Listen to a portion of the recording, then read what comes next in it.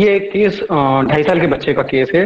और उनके पेरेंट्स आए मेरे पास बच्चे को लेकर। तो उसके पेरेंट्स ने बताया कि बच्चा तो बाहर खेलने में लग गया और ये चीज़ें उठाना वो चीज़ें उठाना ये करना वरना थोड़ा सा मेंटली वीक है। तो उन्होंने मुझे बताया कि डॉक्टर साहब इसको ना तकरीबन 2.5 साल हो गए हैं। हम डॉक्टर को दिखा रहे हैं, पर डॉक्टर्स ने कहा कि ये तो सर ये तो इसको 2.5 साल हो गए हैं और 2.5 साल से इसको ये झटके वगैरह आते हैं। तो मेरे कब आते हैं झटके? वे सब जैसे ही फीवर आता है इसको थोड़ा सा भी फीवर अगर 99-100 पहुंचा तो ये झटके खाने शुरू हो जाती है और पूरा शरीर को अकड़ लेती है, पूरा कि पूरी बॉडी कड़क हो जाती है। और इसकी जो आंखें होती है वो ऊपर चली जाती है, एकदम आंखें ऐसी ऊपर फेर देती है और मुंह से इसके झाग आने लग जाता है। तो हम बड़े घबरा जाते हैं। तो हमको हमारे एलोपैथिक डॉक्टर्स ने बताया कि जब भी इस प्रकार के कन्वल्जन आए तो आप इसके मुंह में चम्मच रख दिया करें। तो मैं चम्मच क्यों? जैसे कई बार तो जीबान काट लेती है और कई बार दांत कस के बीछ लेती है। तो हम बड़ी मुश्किल से इसके मुंह को खोल के चम्मच डाल, ताकि जीबान कई बार जीबान कट चुकी है इसकी, तो हम इसके मुंह में चम्मच डालते हैं। तो मैंने कहा कि क्या करते हैं जब इसको झटके आते हैं? तो बोले सर कई बार तो ये जो से एकदम चिल्लाने लग जाती है और कई बार इसको ऐसी कराहने जैसी आवाज करती है। मतलब झटकों में एकदम ऐसे जैसे कोई इसको कोई बहुत दर्द हो रहा है ऐसी आवाजें करती है। ऐसे करती है। कई बार जोर जोर से इसकी चिल्लाने की आवाज आती है। तो मैंने पूछा और कुछ इसके बारे में? बोले सर जिद्दी बहुत है थोड़ा सा। जब जिद पकड़ लेती है तो कहीं मतलब जिद में रहती है तो चिड़चिड़ी हो जाती है, गुस्सा आने लग जाता है इसको। तो मैंने कहा कि और? बोले सर बस ये मेन चीज तो ये कि बस इसको झटके जब आते हैं और ये पूरी कड़क हो जाती है और आंखें ऊपर करके झाग मुंह से फेंकना शुरू कर देती है, दांत पूरे कड़क हो जाते हैं इसके। हम डर जाते हैं कि कहीं इसकी जीबान ना कट जाए, कुछ हो ना जाए। और काफी देर तक तो जब तक इसको हम हॉस्पिटल में ले जाके इंजेक्शन वगैरह नहीं लगते, फेनेटोइन वगैरह, तब तक ये कंट्रोल नहीं होती है। तब तो हमको बड़ा डर रहता है कि इसका फीवर आएगा तो हम कैसे क्या मैनेज करेंगे। और जब इसको फीवर आता है तब ये बड़ी चिड़चिड़ी हो जाती है, रोने लग जाती है। तो मैं कहा ठीक है हम इसको देते हैं, मेडिसिन दिया हमने इसको।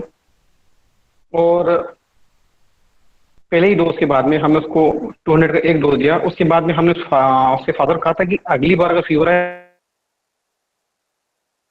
मेडिसिन न दिया, चेक कीजिएगा, क्योंकि आपको लगभग सारी जानकारी है मेडिसिन वगैरह की। तो आप थोड़ा वेट कीजिएगा। नेक्स्ट टाइम उसके कन्वर्जन फीवर आया, फीवर आने के बाद उसको कन्वर्जन की बच्ची थोड़ी चिड़चिड़ी हुई, इरिटेबल हुई, परेशान हुई। हमने उसको कोल्ड स्पोजिंग करके फीवर करवाया। बाकी पहले ही डोज के बाद से बच्चे के कन्वर्जन आना बंद हो गए और तकरीबन 6 महीने का ट्रीटमेंट है, हो चुका है अभी तक। उसके बाद तक एक भी कन्वर्जन नहीं है जो उसको फीवर में आते थे। अब यहाँ रूब्रिक और मेडिसिन देखनी है हमें।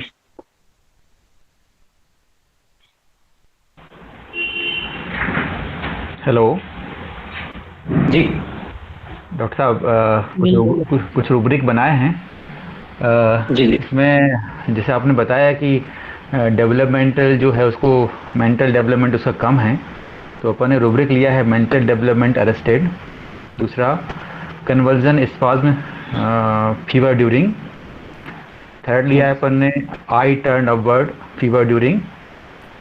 एंड वो बच्चा चिल्लाता है, साउटिंग करता है, तो स्क्रीकिंग साउटिंग कन्वर्जन ड्यूरिंग।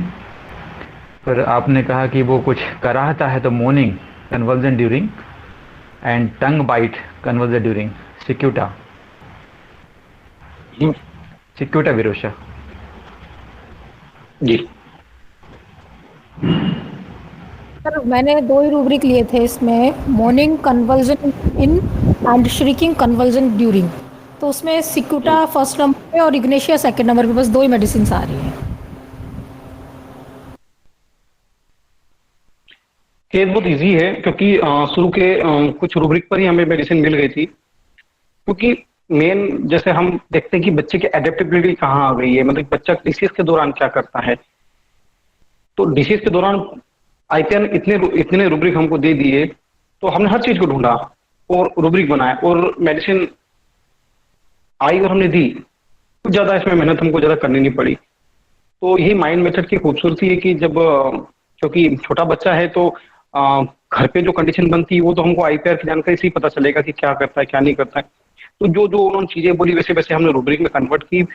जो मेडिसिन आया उसको मेडिसिन को दिया, थोड़ा सा डीडी करना पड़ा, किया, और कुछ ज्यादा मेहनत नहीं करनी पड़ी।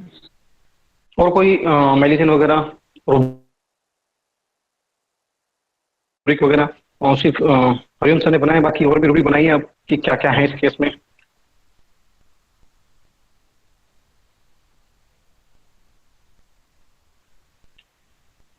ये बच्चे ने जो जो चीजें इसके आईपीआर में बताई है, क्या है ये सब चीजें। और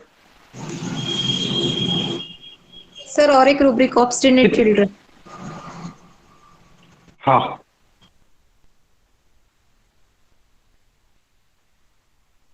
इतने कितने केस आते हैं हमारे पास कन्वर्जन के बच्चों के। तो कई बार तो माइंड बहुत प्रॉब्लम रहता है, वहां पर क्लिनिक पर हमारे ऑब्जर्वेशन में काफी चीजें देखने को मिल जाती है, पर यहाँ ऑब्जर्वेशन के लिए बहुत कम चीज थी देखने के लिए। बच्चा जो चीजें कर रहा था हमने उसको भी कुछ चीजों को देखा, बाकी को हमने जो आईपीआर ने कहा उसी पे ज्यादा रखा कि भाई ये सब चीजें इसको हो जाती हैं, हमको लेकर धोना पड़ता है, जीवान टाइट हो जाती है, इसकी दांत कड़क हो जाते हैं, बुखार जब इसको आना शुरू होता है तो ये थोड़ी सी रोने लग जाती है, परेशान होने लग जाती है। और जब भी कन्वर्जन आते हैं तो ये बिल्कुल आउट ऑफ कंट्रोल हो जाती है। मतलब कि भैया सर आपकी रूब्रिक लगभग सभी काफी अच्छे हैं, थोड़े से एक दो रूब्रिक और ऊपर नीचे होंगे तो आपकी मेडिसिन भी करेक्ट आ जाएगी। और कोई बोलना चाहेगा इस केस पर? क्यूप्रमेट, इग्नेशिया, सीना, पुटाविरोसा। ओपीएम तो नहीं सर, ओपीएम बहुत क्लोज है। ओपीएम या ओपीएम और बेलाडोना में भी दो उनमें से कुछ हो सकता है। सर माइंड कई बार क्या होता है कि sir mind irritability conversion between general convulsion children in general convulsion epileptic downward turn high and general convulsion shrieking लक्ष्मीमिता। मैम इसमें तो आंखें वो ऊपर चढ़ा रही ना, नीचे कहाँ चढ़ा रही? आंखें ए से ऊपर चढ़ जाती है उसकी। सर नीचे आ रहा है ना, सॉरी ऊपर आ रहा है, सॉरी। हाँ ओके ओके, तो ये थोड़ा ये होगा। बहुत हाँ okay sir, I turn upward right. Sir downward में तो सिकुटा आ रहा है। डाउनवर्ड तो उसने बोला ही नहीं ना मेरे। ऐसे आंखें इसी ऊपर चढ़ जाती है और नीचे से वाइट हो जाती है, तब कन्वर्जन उसको आते हैं जब बच्चे को। हमें ऐसे रूब्रिक देखने हैं जिसमें मेडिसिन बहुत कम है। तो मैंने भी कुछ ऐसे रूब्रिक देखे जिसमें बहुत कम मेडिसिन थी, जो पेशेंट के आईपीआर बोल रहे थे, और हमने उसमें बहुत कम, जिसमें 7, 8, 10 मेडिसिन थी, और हमें ये सिलेक्ट करना था कि इसमें से हमारी मेडिसिन है। हम उसके बाद उस मेन रूब्रिक के साथ में सब रूब्रिक जोड़ते गए और मेडिसिन आ गई। जी सर कैमोमिला भी आ सकता है सर, मतलब वो ice turn support convulsive during में कैमोमिला ये आ रहा है कि वो क्लोज है, क्लोज है वो। तो सबसे पहले उसके पेरेंट्स ने आके बोला कि डॉक्टर साहब इसको जब भी झटके आते हैं ना, तो इसको जब भी बुखार आता है तब झटके आ जाते हैं, तो कन्वर्जन फीवर या हेड ड्यूरिंग। सेकेंड, उसकी मदर ने कहा कि डॉक्टर साहब जब भी इसको कन्वर्जन आते हैं तो इसके हाथ पैर सब कड़क हो जाते हैं और आंखें ऊपर चढ़ जाती है। तो इस पे रूब्रिक आपने नहीं बनाया शायद, एक्सट्रीमिटीज में देखिए रूब्रिक में conversion spasm tonic fever hit during, उसकी पूरी बॉडी कड़क हो जाती है। बच्ची कर क्या रही है कन्वर्जन में? बॉडी को कड़क कर रही है, बिल्कुल एट जाती है, बिल्कुल कड़क हो जाती है। एक्सट्रीमिटीज में conversion spasm tonic during heat fever, या फिर एक और रूब्रिक ले जिसमें और मेडिसिन कम है, एक्सट्रीमिटीज में स्टिफनेस कन्वर्जन स्पाज्मोडिक, सिर्फ 19 रेमेडी। यहाँ से हमारी शुरुआत हो गई कि बच्चे को स्टिफनेस हो रही बॉडी में, और उसकी जब झटके आते हैं तो डॉक्टर साहब इसकी आंखें ऊपर चली जाती है, बिल्कुल हम डर जाते हैं, घबरा जाते हैं। तो eyes turn upward during conversion. और उसकी मदर ने कहा कि डॉक्टर साहब जब भी इसको झटके आते थे दांत ऐसे कड़क कर लेती है। तो एक रूब्रिक है हमारे पास, टीथ में कन्वर्जन इन चिल्ड्रन, टीथ में ड्यूरिंग कन्वर्जन इन चिल्ड्रन, मतलब कि टीथ की कंप्लेन आने लग जाती है उसकी कन्वर्जन के दौरान। मदर ने कहा कभी कभी तो मुंह से झाग भी आने लग जाता सर, ऐसे ऐसे बिल्कुल। तो ये रूब्रिक है माउथ में froth form during conversion, mouth में फ्रॉथ फॉर्म ड्यूरिंग कन्वर्जन। तो हमें ये 5 रूब्रिक जो प्रोमिनेंट लग रहे थे, ये जो इनके आईपीआर ने बताया कि डॉक्टर कभी कभी तो इसकी टंग भी कट जाती है, इतनी जोर से इसका मुंह बंद होता है। तो माउथ में बाइटिंग टंग ड्यूरिंग एपिलेप्टिक कन्वर्जन। अगर हम 5 रूब्रिक को भी लगाते हैं तो हमारी मेडिसिन हमें आ गई थी। वैसे हमने और पूछा कि और क्या होता है, तो बोला डॉक्टर साहब जब झटके आते तो कई बार चिल्लाने लग जाती है, shrieking, screaming, shouting during conversion. और मैंने पूछा कि डॉक्टर और क्या होता है, बोला डॉक्टर साहब बस जब फीवर वगैरह आता है तो थोड़ी सी रोने लग जाती है, परेशान करने लग जाती है, वीपिंग, हीट ड्यूरिंग। और मैंने कहा कि इसका नेचर कैसा क्या है, तो बोले डॉक्टर साहब जिद्दी है, कभी कभी गुस्सा और चिड़चिड़ा अपना बहुत ज्यादा रहता है इसका। तो हमने इन्हीं रूब्रिक से रिलेटेड एक और रूब्रिक निकाला जिसमें ऑब्स्टिनेट भी है, एंगर भी है विथ इरिटेबिलिटी। इस रूब्रिक से हमारा केस पूरा क्लियर हो गया कि बच्ची को जिद भी है, गुस्सा भी है और चिड़चिड़ाहट भी, और तीनों एक ही रूब्रिक में। और मदर ने कहा कभी कभी ये बहुत ज्यादा कराहने लग जाती है, जैसे उसको बहुत पेन हो रहा है, दर्द हो रहा है। तो मॉर्निंग ग्रोनिंग ड्यूरिंग कन्वर्जन। और बच्ची कन्वर्जन के दौरान बिल्कुल आउट ऑफ कंट्रोल हो जाती है। तो ये रूब्रिक है हमारे पास, डिलीरियम ड्यूरिंग हीट और फीवर ड्यूरिंग। बच्ची डिलीरियम की स्टेज में चली जाती है जब उसको कन्वर्जन आते हैं। तो हमने इस सब रूब्रिक के बेस पर मेडिसिन दिया। अब कौन सी मेडिसिन है?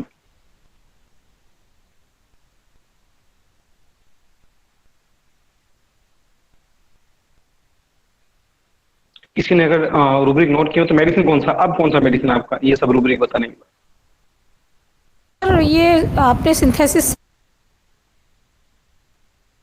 से लिए रूब्रिक या उससे कंप्लीट से लिए सर? इग्नेशिया हो सकता है सर, इग्नेशिया। और ओपियम बहुत क्लोज है, बेलेडोना काफी दूर है वैसे। बेलेडोना क्लोज, हाँ ओपियम क्लोज है। Ignatia sir. कैसे? सिक्यूटा और सिंथेसिस को। इसलिए मैं कई बार कुछ केसेस को दोनों में हम देखते हैं ऐसे केसेस को कि बहुत से रूब्रिक हमें सिंथेसिस में नहीं मिलते और बहुत से हमें कंप्लीट में नहीं मिलते। तो काफी चीजें ऐसी थी जो सिंथेसिस में हमें नहीं मिल रही थी इसकी, तो हमने इसको कंप्लीट से रेपर्टाइज किया और हमें मेडिसिन मिल गई।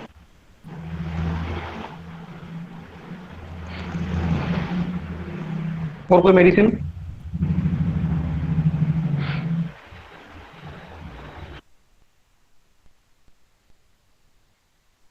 आर्सेनिक भी है सर। जी, आर्सेनिक, इग्निशिया। और कोई मेडिसिन? वल्गैरिस, ठीक है हम बताते हैं। हरिओम सर ने बताया इग्नेशिया, ये इग्नेशिया ही है। ये इग्नेशिया ही है। कई बार जैसे मैं जब हम रेपर्टाइज कर रहे थे तो एक दिमाग में इग्नेशिया की फील होती है, बाकी ये इग्नेशिया है, बिल्कुल पर्टिकुलर बेस पे इग्नेशिया है। और बच्चे के इतने ज्यादा ऑब्जर्वेशन नहीं थे, पर जो आईपीआर ने बोला वो रूब्रिक लिए हमने और इग्नेशिया का 200 का एक डोज दिया। और नेक्स्ट टाइम से बच्चे में जो फीवर के दौरान जो रोने की टेंशन, बच्चा रोता था, चिड़चिड़ापन का, वो भी कम हो गया। और फीवर बच्चे को नेक्स्ट टाइम आया, पर उन्होंने जो डर की मारी जो हमेशा वो पेनिड्रिन वगैरह पिला दिया करते थे या बहुत ज्यादा पैरासिटामोल वगैरह पिलाते, हमने उनको नेक्स्ट टाइम कहा कि फीवर चढ़ेगा कोल्ड स्पंज नहीं करेगा और मुझे बताएगा कि इसको फीवर के दौरान अब झटके आ रहे हैं या नहीं आ रहे हैं, क्योंकि ये कंडीशन उसके सिर्फ फीवर के दौरान ही होती थी, बाकी टाइम नॉर्मल होती थी। तो हमने इग्नेशिया का 200 का एक ही डोज दिया और उसके बाद से बच्चे को अभी तक कोई कन्वर्जन नहीं आया है। और ये बड़ा सरप्राइजिंग रिजल्ट है हमारे लिए कि इतने अच्छे अच्छे रिजल्ट हमारे पास आते हैं कि एक ही डोज गया और अभी तक बच्चे को रिपीटेशन की कोई नीड नहीं पड़ी। सर वो अगर इस बीच कन्वर्जन आते तो हम रिपीटेशन करते हैं, बाकी रिपीटेशन की नीड नहीं पड़ी क्योंकि कन्वर्जन नहीं आया। सर वो एक्सट्रीमिटीज वाला अपना रूब्रिक बता दीजिए एक बार प्लीज। एक्सट्रीमिटीज में conversion spasm tonic during fever heat, और उससे रिलेटेड एक और रूब्रिक है एक्सट्रीमिटीज में स्टीफनेस स्पाज्मोडिक कन्वल्सिंग। दोनों में रेमेडी बहुत कम है, एक में 25 एक में 19 है। दोनों को कोई भी ले सकते हैं आप। एक रूब्रिक पर ऊपर वाला जो रूब्रिक है spasm tonic during fever heat, वो ज्यादा अप्रोप्रिएट है यहाँ पर।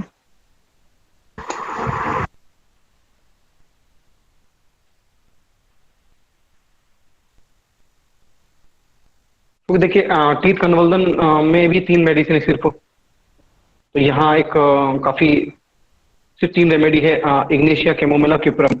यहाँ हमें एक हिंट मिली कि यहाँ ये मेडिसिन हो सकती है, और काफी कम कम रेमेडी के रूब्रिक है, मतलब 20-22 रेमेडी के रूब्रिक है, और जब 4-5 रूब्रिक लगे तो इग्नेशिया क्लियर हो गई थी। हाँ, ऑप्शनेट से भी अलग थी, और सिकुटा आप अगर रूब्रिक डालेंगे तो कहीं से कंप्लीट में सिकुटा का कहीं नंबर ही नहीं है। फर्स्ट मैग्नीशिया, लाइको, ओपियम, उसी मदन ने काफी चीजें और बताई कि सब ये पढ़ने में थोड़ी सी लिखने करने में कमजोर है, पढ़ नहीं पाती है, तो रीडिंग अनेबल टू रीड, और मिस्टेक मैक्स इन राइटिंग। वो सेकेंड विजिट की चीजें उन्होंने बताई मुझे, पर फर्स्ट विजिट में हमने सिर्फ उसके डिसीज कंडीशन पे मेडिसिन दिया और परफेक्ट।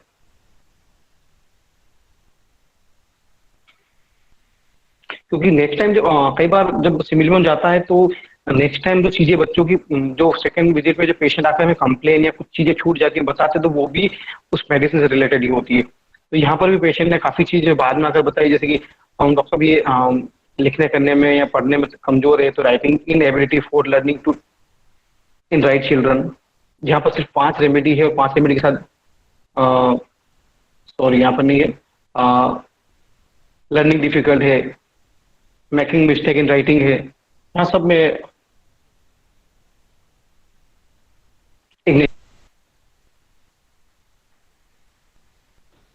सर रूब्रिक को फिर से दोहरा दीजिए।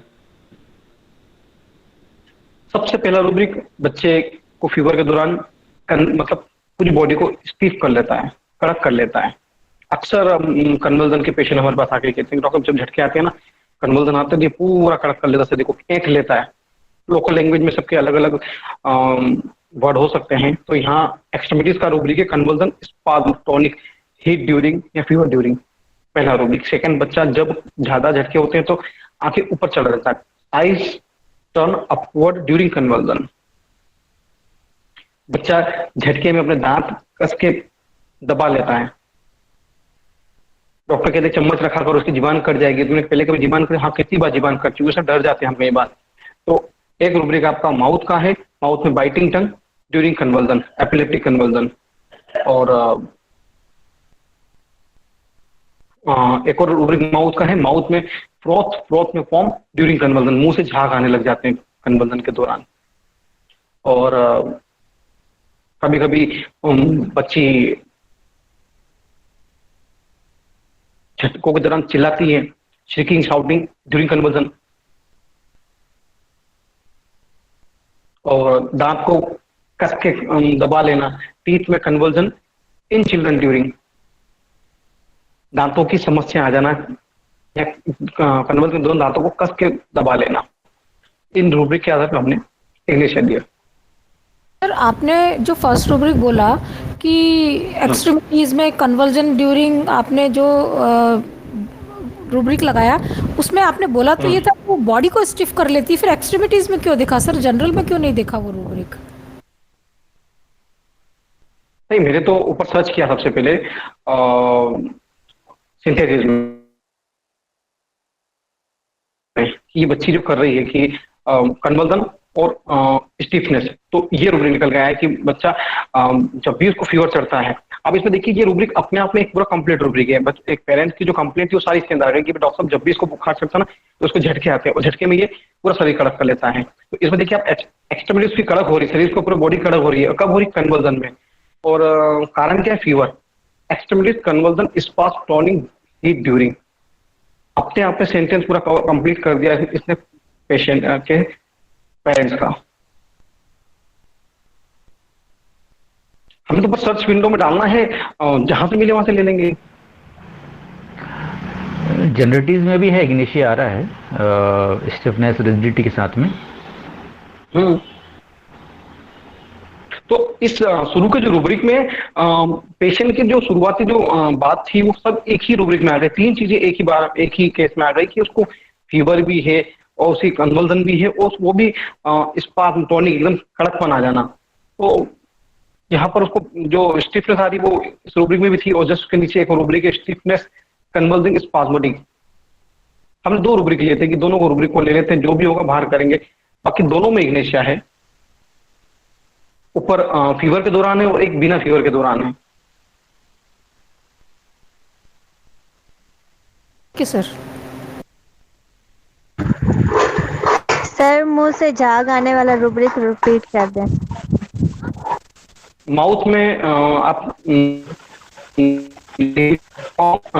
फ्रॉथ में फॉर्म ड्यूरिंग कन्वर्जन। एक बार इस रूब्रिक को देखा है क्योंकि जनरली जो पेशेंट आकर बोलते हैं हमें जो चीज लगती कि डिसीज के दौरान ये सब हो रही है तो ले लेते हैं कई बार, और इस रूब्रिक से कई बार पहले भी हमने दो एक केस देखे हैं जो ठीक हो गए। सर ये पेशेंट के आईपीआर क्या था? टीथ में कन्वर्जन, टीथ में in children during conversion. English उधर शायद सिंथेसिस में भी रूब्रिक है, शायद वो अलग तरीके से है, पर मैंने ये पूरा केस ही कंप्लीट से लिया था। सर्च मैंने सिंथेसिस से किया था और इसको पूरा कंप्लीट में ले लिया था कि मुझे और जो रूब्रिक है वो मिल जाए। वैसे अगर फिजिकली मतलब इसकी प्रॉब्लम अगर देखें अपन तो ये जो प्रॉब्लम्स होती है इनमें ये चीजें तो कॉमन ही होती है कि टंग को बाइट कर लेंगे या बॉडी से झाग आएंगे, ये सब चीजें तो आपको कोई भी कन्वर्जन वाले पेशेंट में मिलेगी। लेकिन जैसे मेन चीज इसमें ये थी कि वो चिल्ला रही है और मोर्निंग कर रही है, वो जनरली जरूरी नहीं है कि करे। तो फिर सर ये तो मतलब एक डिजीज के सिम्टम हो गए, तो फिर ठीक है अगर जनरल में जाके कवर हो रहे हैं या लोकल में तो ले सकते हैं। इसका मतलब ये हुआ कि ऐसे कॉमन सिम्टम भी ले सकते हैं। दीज आर द कॉमन एक रूब्रिक इसमें मॉर्निंग ग्रोनिंग ड्यूरिंग कन्वर्जन है ना। बच्ची कभी चिल्लाती है, कभी उसकी माता कह रहे कि डॉक्टर कभी कभी तो ऐसी इतनी ज्यादा मतलब कराती है कि जैसे को पेट में कहीं दर्द हो रहा है, तो ये एक माइंड का सिम्टम यहाँ पर आया।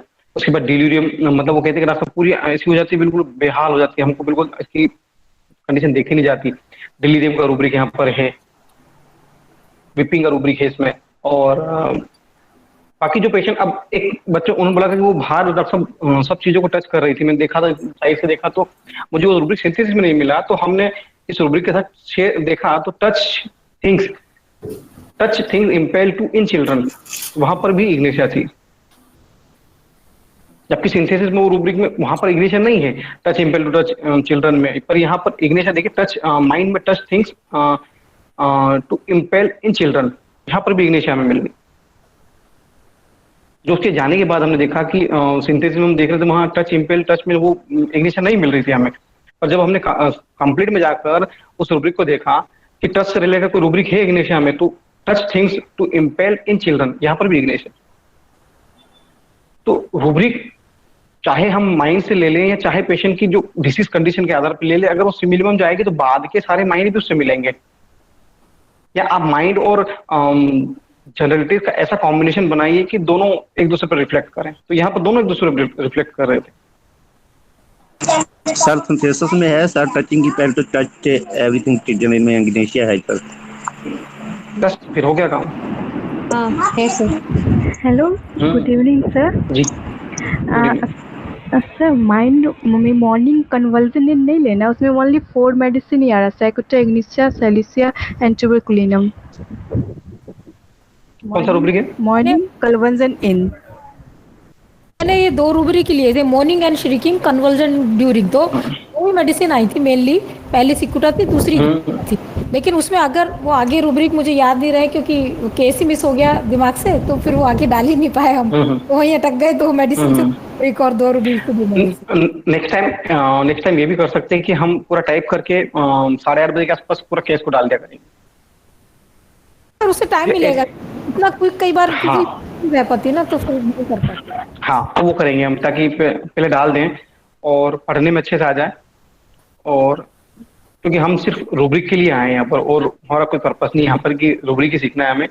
और केस रहेगा ना सर, तो उससे हम थोड़ा मेहनत कर पाएंगे, और फिर आप रूब्रिक एक्सप्लेन कर देंगे तो हमको रूब्रिक ज़्यादा अच्छे से समझ में आएंगे। ये शायद बेटर तरीका है।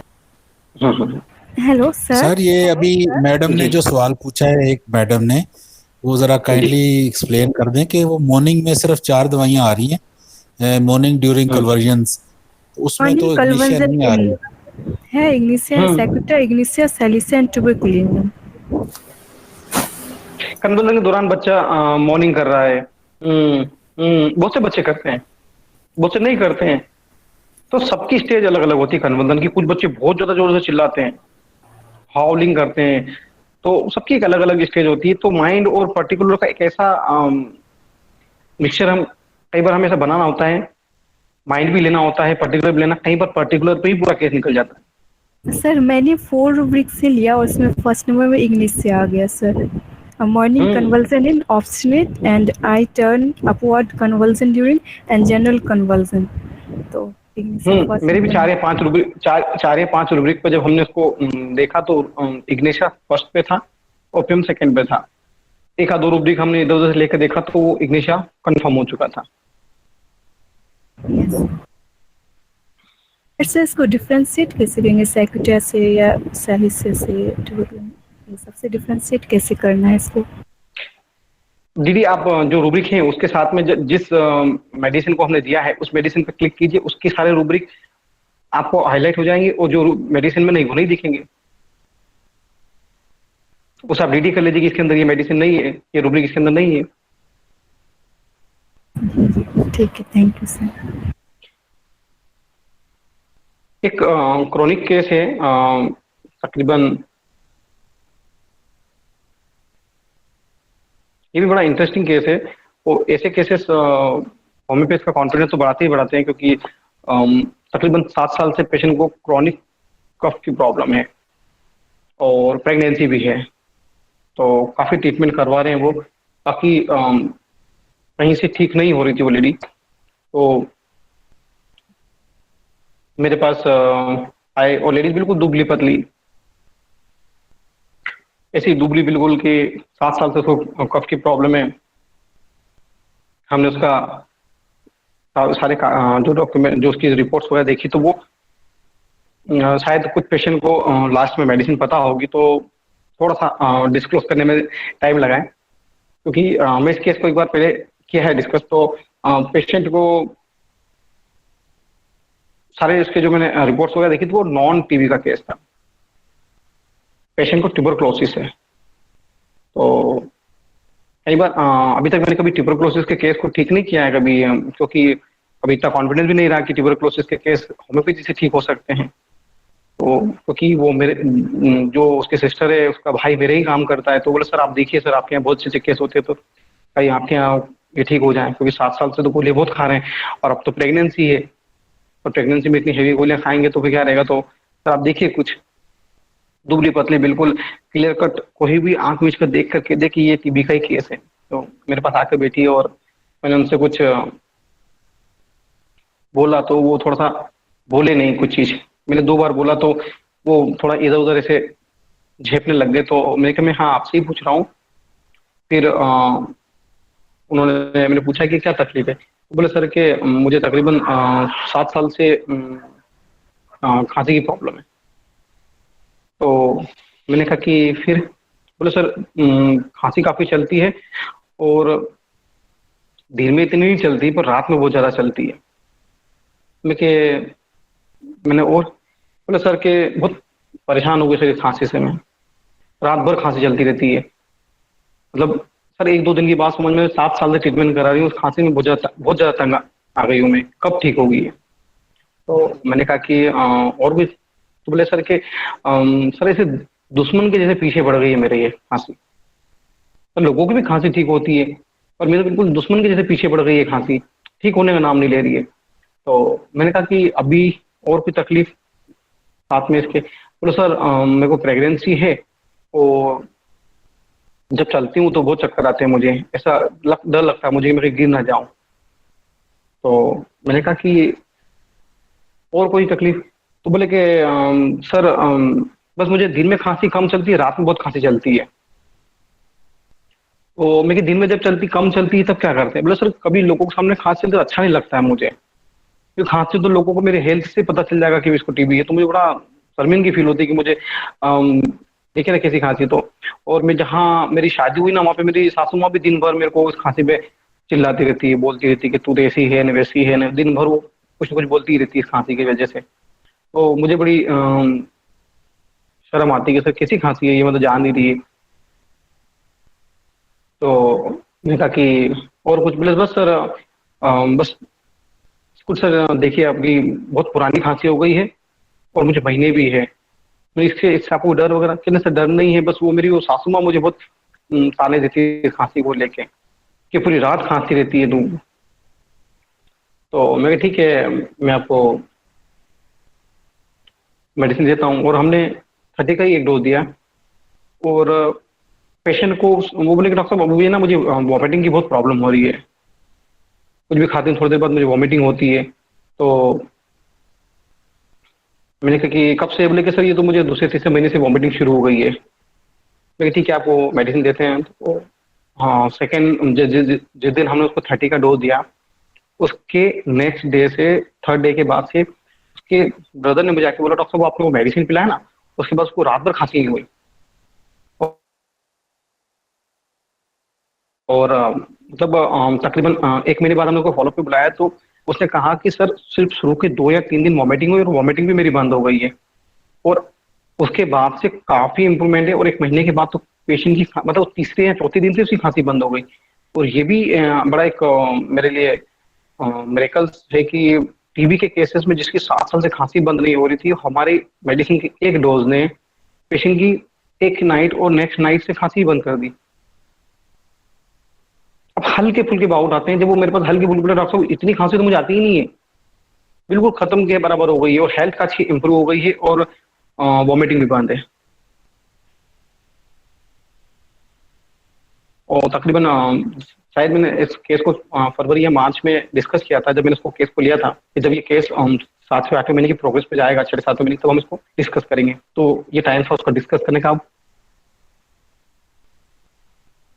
तो बहुत हल्के में केस को लिया, लेने का मन नहीं था कि ट्यूबरक्लोसिस के केसेस में हम क्या ठीक करेंगे। मेरे मन में भी था, जब मैं शुरुआत में माइंड में आया था तब, कि कैसे ठीक करेंगे ट्यूबरक्लोसिस, कोई ठीक होता है क्या हमारी होम्योपैथी से? पर देखा और मेडिसिन दिया, जो पेशेंट की जो थी उस पर पेशेंट काफी इंप्रूवमेंट में, सर मैं बोलूं 80% के आसपास के हो रहे हैं। जी बोलिए सर। ये एक क्वेश्चन मेरे ध्यान में आ रहा है।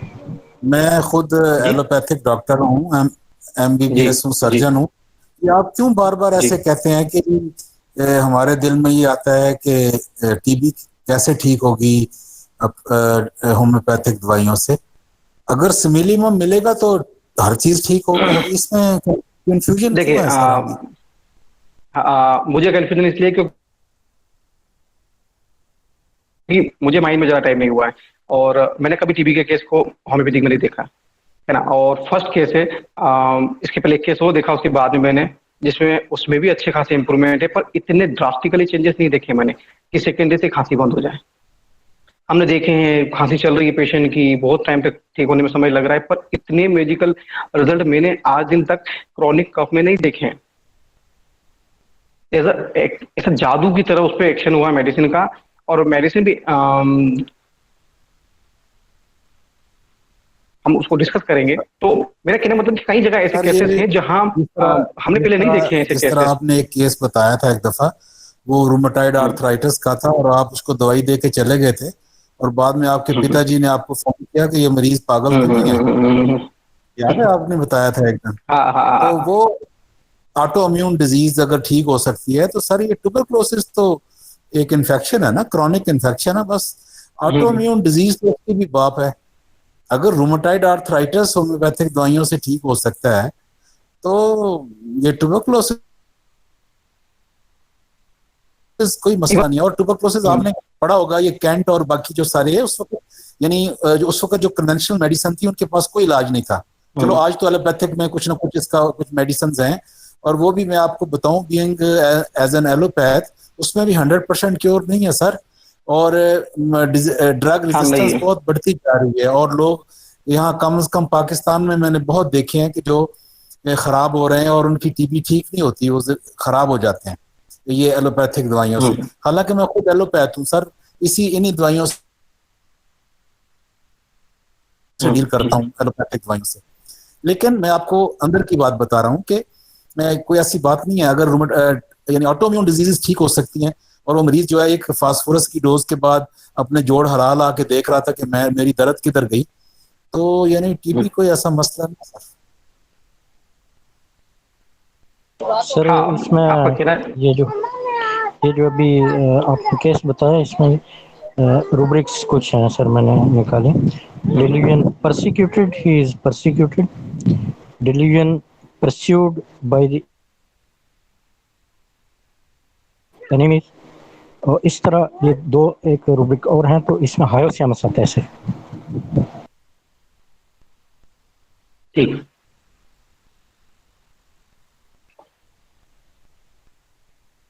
केस डिस्क्लोज करते हैं। और कोई मेडिसिन?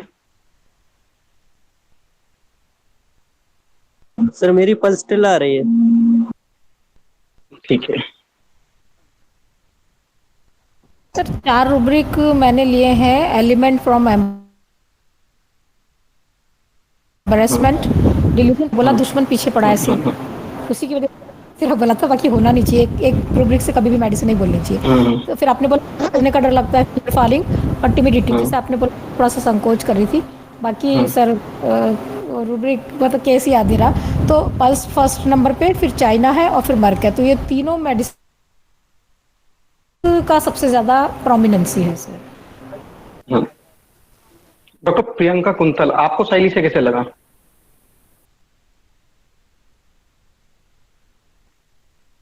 सर आपने बोला ना जिससे वो इधर उधर देख रही थी और टिमिडिटी बेसफुल थी, बस मैंने उसके विचार पे मुझे लगता है मुझे लग रहा था कि काफी लोग टिमिडिटी के बेस पे कुछ तो बोलेंगे।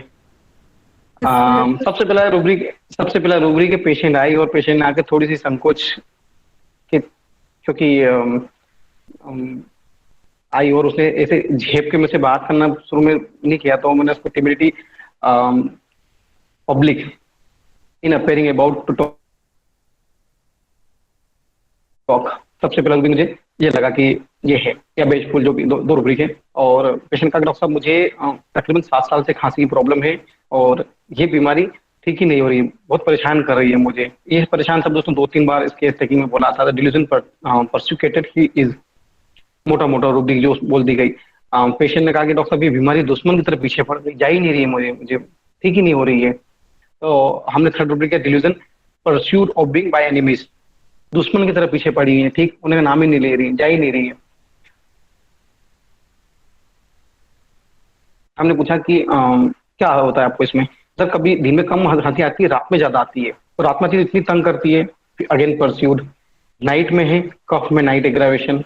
हमने लिया मोटा की जो बोल रही है पेशेंट, ले तो सही, और खांसी बहुत पुरानी है, तो हमने क्रॉनिक में भी जाके देखा, तो वहां पर भी ये मेडिसिन थी।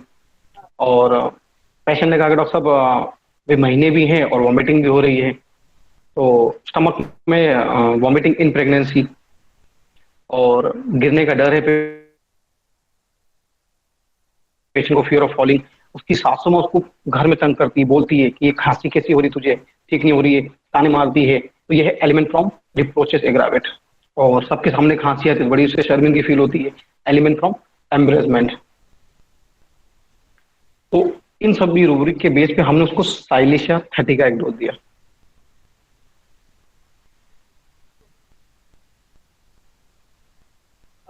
और साइलिशिया 30 के एक डोज देने के बाद में नेक्स्ट डे की जब बात हमने जब उसके भाई से जब पूछा, इंफॉर्मेशन ली कि भैया साइलिशिया, कुछ बुक्स में लिखी भी है कि जो साइलिशिया जिनको प्रॉब्लम है, ट्यूबरकुलोसिस की प्रॉब्लम, वहाँ नहीं दी जाती है। बाकी मुझे उस वक्त उस बुक का भी जानकारी नहीं होगा, तो हमें जो रूब्रिक लगे हमने उसके बेस पर साइलिशिया दिया और परफेक्ट मेडिसिन, इतना तेज रिकवरी, पेशेंट की वॉमिटिंग बंद। जी, ये कैंट ने लिखा है सर सलीशिया के चैप्टर में, और उसका मकसद उसका मकसद ये था, वो अगर आप कहें तो मैं बता दूं, उसने लिखा है कि हील्ड ट्यूबरकुलोसिस में सलीशिया एहतियात से देनी चाहिए, क्योंकि ये जो फाइब्रोसिस हुआ होता है अराउंड द ट्यूबरकुलस बैक्टीरियम, तो वो ये सलीशिया चूंकि फाइब्रस मैटर को डिसॉल्व कर देती है, तो समटाइम्स वो जो माइकोबैक्टीरियम उस फाइब्रोसिस के अंदर कैद होता है वो रिलीज हो जाएगा और दोबारा पेशेंट को टीबी होने का चांस है। लेकिन सर बीइंग एन एलोपैथ और थोड़ा बहुत पैथोलॉजी को समझते हुए ये बात कैंट साहब की मेरे हलक में नहीं उतरी जब मैंने उस भी पड़ी थी। ऐसे नहीं होता सर, वो जो जब हील हो जाता है ना तो कोई ट्यूबरकुलोसिस का बैक्टीरियम जिंदा नहीं रहता और वो फाइब्रोसिस के अंदर कैद नहीं होता। जदीद जो पैथोलॉजी है रिसेंट वो ये बताती है कि वो अगर पेशेंट ठीक हो गया तो वो सारे बैक्टीरियम मर जाते हैं, इसलिए कोई ऐसा डर नहीं है। मेरे ख्याल में सलीशिया यूज करने में कोई डर नहीं है सर, कोई डर नहीं है। सारे मिथ गलत होते हैं जब हम प्रैक्टिस करते हैं, और मैं डॉक्टर ईबी नेश को ज्यादा फॉलो करता हूँ, उनकी बुक्स को पढ़ता हूँ, क्योंकि वो एक अच्छे राइटी बोलने की टोन यही रही कि मैंने फलाने डॉक्टर की मेडिसिन देखी, उन्होंने ये इससे इसको ठीक किया, मैंने दिया रिजल्ट नहीं मिला, मैंने तो इसको दिया और इससे रिजल्ट मिला। तो बड़े स्ट्रेट फॉरवर्ड थे डॉक्टर ईबी नेश, वो कभी किसी को फॉलो नहीं करते थे, वो तो जो चीज उन्होंने दी है उसी से रिजल्ट। तो हमें भी साइलिशिया कई जगह जो मैंने देने के बाद में जब मैंने काफी सीनियर से कंसल्ट किया तो सीनियर ने कहा कि टीबी में तो दी नहीं जाती है, आपने कैसे दे दी? तो मैंने कहा सर इतनी स्ट्रांगली इंडिकेट हो रही थी, जबकि मुझे इसके अंदर एंट्री आने से और उसके देखने के बाद कि उसके जब सारी रिपोर्ट देखी तो वो नॉन केस है ट्यूबरकुलोसिस के, अच्छे खासे चेस्ट में चेंजेस हैं उसके। तो हमने इस बार एक एक्सपेरिमेंट किया डॉक्टर मर्फी की रेपर्टरी के साथ में। मर्फी की रेपर्टरी में हम गए कि ये पेशेंट तो ट्यूबरकुलोस कॉन्स्टिट्यूशन की है, तो क्यों ना हम इस बार ट्यूबरकुलर कॉन्स्टिट्यूशन को ही सबसे पहला रूब्रिक बनाया जाए। तो मैंने ट्यूबरकुलर कॉन्स्टिट्यूशन की सारी मेडिसिन को लिखा और बाकी रूब्रिक को देखा, तो वो ट्यूबर कॉन्स्टिट्यूशन जो था वो इस साइलिशिया के साथ भी मैच कर रहा था। तो एंट्री पॉइंट मेरा सबसे पहले ट्यूबरकुलर कॉन्स्टिट्यूशन मर्फी रेपर्टरी से था। उसके बाद हमने कई जगह कॉन्स्टिट्यूशन को लगाकर जहां लैक ऑफ सिम्टम होते हैं वहां कॉन्स्टिट्यूशन को लेकर भी हमने मेडिसिन दिया और बहुत अच्छा एक्शन किया। सर ये जो नैश है ये तो वो जो ट्राइका वगैरह हैं, जिस तरह सल्फर लाइकोकल्केरिया का ट्राइका है, वो तो उसको भी नहीं मानते। वो तो कहते हैं कि कोई तरतीब नहीं है और जैसे भी पेशेंट की इंडिकेशन आ रही है सिम्टम्स की आप दे सकते हैं। तो मेरा ख्याल में अब देखिए ज्यादा बेहतर आपने जो सिलेक्शन किया है, यही तो एक माइंड की खूबसूरती है, क्योंकि माइंड ने हमारी जो काफी पुरानी जो प्रोमिनेंट है, आप उसको मेडिसिन दीजिए बहुत अच्छा एक्शन करती है।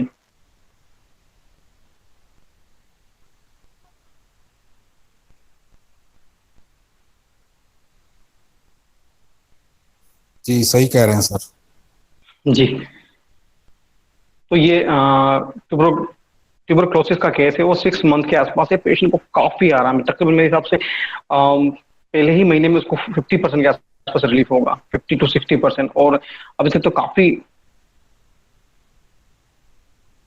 अब तो हम सिर्फ उनको ऐसे ही दे रहे हैं, उसके बाद से एक भी डोज रिपीट ही नहीं किया है, क्योंकि कफ की जो प्रॉब्लम थी उसकी वो डे बाई डे बिल्कुल खत्म सी होने लग गई थी उसकी, तो कहीं भी उसकी ऐसी कंडीशन वापस से एग्रावेट नहीं हुई, तो हमने अब तक डोज रिपीट नहीं किया है। तो सर उसकी अगर आप काइंडली एक ESR करा के देख लें ना, ESR, तो वो भी आपको हेल्प मिलेगी कि वो आप 1 महीने बाद ESR करा लिया करें, तो वो भी आप एक्सरे भी करवाएंगे वापस से, काफी दूर की लेडीज है वो। तो एक्सरे की सर फाइंडिंग्स जो होती है ना वो बहुत देर लगती है उसमें चेंजेस आने में, उसमें डिफरेंस नहीं पता चलता। जो ESR है ना सर ब्लड में, ये बहुत जबरदस्त पैरामीटर है, आपको हर 15 दिन बाद, महीने बाद बता देगा कि अगर ESR कम हो रही है तो आप समझिए कि बस बेहतर हो रहा है पेशेंट, उसका वेट कर लें, वजन कैसे है। हाँ जी, बड़ा अच्छा पैरामीटर ESR सर। हेल्थ में तो इतना अच्छा इम्प्रूवमेंट है उसके कि जो उसकी जो फर्स्ट टाइम जो डलनेस और चेहरे पे जो बिल्कुल कहते ना वीकनेस और बिल्कुल दुबलापन, बिल्कुल ट्यूबरक्लोसिस का पेशेंट होता है, वो 1 महीने के अंदर उसकी एपेटाइट इंप्रूव हुई है, उसकी वॉमिटिंग बंद हो गई और काफी अच्छा फील कर रही है। Excellent sir, thank you. Potency सिर्फ 30 का ही है इसमें केस, क्योंकि मुझे भी कहीं थोड़ी जानकारी थी कि ऐसे केसेस, पैथोलॉजिकल केसेस में ज्यादा हायर पोटेंसी नहीं देनी चाहिए, और ऑलरेडी प्रेगनेंसी में है पेशेंट, कहीं एग्रावेशन ना आए, तो हमने सेफेस्ट पोटेंसी 30 पर उसी को डोज दिया, और 30 ने इतना मार्वलस एक्शन किया, इतना अच्छा एक्शन दिया कि अभी तक रिपीट करने की जरूरत नहीं पड़ी। तो ऐसे केसेस हमारे कॉन्फिडेंस को बहुत बढ़ाते हैं। दोनों ही केस सर बहुत अच्छे थे, और जैसे अभी पहले कह भी रहे थे सर कि भाई आपको ऐसा नहीं कहना चाहिए, तो सर जैसे जैसे हम केस ठीक करते हैं ना, हमको खुद को पता लगता है कि इस लेवल को हम ठीक कर लेंगे, और उसको भी नहीं, जब तक थोड़ा सा टिमिडिटी तब तक ही रहती है जब तक हमने नहीं किया होता है, एक तो फिर हम कॉन्फिडेंट हो जाते हैं। एक केस मैंने अभी तक डिस्कस नहीं किया है, वो भी होगा तो कभी करेंगे हम, कि बच्चे को ब्रेथ होल्डिंग स्पेल आ रहे हैं। सबसे शुरुआती केस है मेरे माइंड के, उसमें से केस है ये, आप विश्वास नहीं करेंगे कि बच्चे को ब्रेथ होल्डिंग स्पेल आते हैं जब भी उसके पापा उसको छोड़ के जाते हैं, उसके फादर को घर से छोड़ के जाते हैं, बच्ची सांस रोक लेती है, फिर उसके फादर वापस दौड़ के आते हैं, उसके मुंह में सांस देते हैं, उसको होश में लाते हैं, तो उसके फादर बोलते हैं कि डॉक्टर साहब जिस दिन मैं घर पे नहीं होता हूँ ना, ये दिन में 5-5, 6-6 बार सांस रोक लेती है। तो जब वो आए और हमने सिंगल रूब्रिक पे बेस पे मेडिसिन दिया, क्योंकि वो अकेला एक ऐसा रूब्रिक था जो पूरे केस को खोल गया, और हमने उसी वक्त बच्ची को वनेम का डोज दिया, और मैंने बच्ची के फादर को कहा अब छोड़ दिया इसको, जबकि पीडियाट्रिक डॉक्टर्स ने कहा था कि ये 6 साल के पहले ठीक नहीं होगा ब्रेथ होल्डिंग स्पेल, आपको तब तक इसको ये सारी मेडिसिन वगैरह देना है, और माउथ टू माउथ ब्रीथ देना है, इसको सांस लाना है, ये करना है, वो करना है। पर हमने वनेम का एक ही डोज दिया है वहीं पेशेंट को, और उसके बाद उसके फादर को छोड़कर गए, बच्ची वहां से बेहोश होना बंद हो गई, और आज तकरीबन 9 महीने चले गए, एक बार भी ब्रेथ होल्डिंग स्पेल नहीं आया बच्ची को। वहां से हमारे कॉन्फिडेंस बहुत बूस्ट हुई कि इतना तेज एक्शन हमारी होम्योपैथी का, कि हमने राइट सिम्पटम देखा, बच्चे की कंडीशन देखी कि बच्ची बेहोश क्यों हो रही है, क्या कारण है बेहोश होने का, और कारण को देखा और उस कारण को पकड़ा, और जब हमने रेपर्टरी में सर्च किया कि वहां तो सिंगल मेडिसिन है इस बच्चे के लिए, तो उसका एक ही डोज दिया और बच्चे की breath holding spell completely cure, पहले दिन से, पहले ही मिनट से। तो जो वो केस हमने क्लियर किया उसको हम डिस्कस करेंगे कभी अच्छे से, काफी और भी मैंने जब बाद में उस बच्ची की जो हाव भाव मेरे क्लिनिक पे उसको देखकर मैंने उसको केस को बनाया, हम कभी उसको डिस्कस करेंगे अच्छे से। तो ये केस जो ब्रेथ होल्डिंग स्पेल का था, इसने काफी कॉन्फिडेंस बूस्ट किया, कि उसके बाद मैंने काफी ब्रेथ होल्डिंग स्पेल के केस देखे हैं, क्योंकि एक आइडिया मिल गया हमें कि बच्चे बेहोश क्यों होते हैं, इसके पीछे वजह क्या होती है। तो तब जाके मुझे होम्योपैथिक में माइंड टेक्निक में पता चला कि सबसे बड़ी चीज होती है वजह, बच्चा ऐसा कर क्यों रहा है। जैसे हमने एक इग्निशिया केस देखा था जिसमें पेशेंट पागल सा हो गया था और उसको फिर पाइल्स की प्रॉब्लम हो गई, तो हमने उसके पीछे का जब कारण देखा तो पेशेंट को कारण वो था element of deception received new aggravate, तो वहाँ सिंगल इग्निशिया थी, हमने इग्निशिया और बाकी रूब्रिक लगा के दिया, और पेशेंट पहले ही दिन से उसकी ब्लीडिंग और उसकी जो इंसेनिटी ग्रीफ आफ्टर जो हमने रूब्रिक लिया था उस सब में आराम हो गया, और बच्चा अब पेशेंट नॉर्मल है, अब पागल नहीं है। तो हम पागलों का भी इलाज हमारी होम्योपैथी में काफी अच्छे से, अगर हमें वजह पता चल जाए। सर राणा डे साहब, आज राणा डे सर बोलिए सर। सर वो जो दोपहर को केस हम सुन रहे थे, वो सर वो बाद में बात करेंगे सर, क्लास को थोड़ा सा है सर, वो दूसरा सब्जेक्ट है सर, ठीक है। अच्छा सर, मैंने एक क्वेश्चन पूछना था, ये जो अभी सिलिशिया का केस आपने ये डिस्कस किया सर, वो प्रियंका मैम ने जो शुरू में बात की कि वो जो लड़की थी वो इधर उधर देख रही थी, उसकी कोई एक खास रूब्रिक है सिलिशिया की, वो मैं भूल रहा हूँ, वो इसमें ना वो काइंड मैंने उसको जब शुरू में देखा था तो वो थोड़ी टिमिड लगी मुझे, तो मैंने टिमिडिटी इन पब्लिक लिया था उस रूब्रिक को, क्योंकि वो अकेली बैठी थी, साथ में कोई भी था नहीं उसके, साथ में कोई बैठती करती तो बाकी वो अकेली बैठी थी, थोड़ी सी झेप रही थी बात करने में। जब हमने 2-3 बार पूछा उसके बाद वो थोड़ी सी खुली और बात करने लगी, जब हमने उसको थोड़ा सा कंफर्टेबल सवाल पूछा तो मुझे टिमिडिटी इन पब्लिक पहले लगा,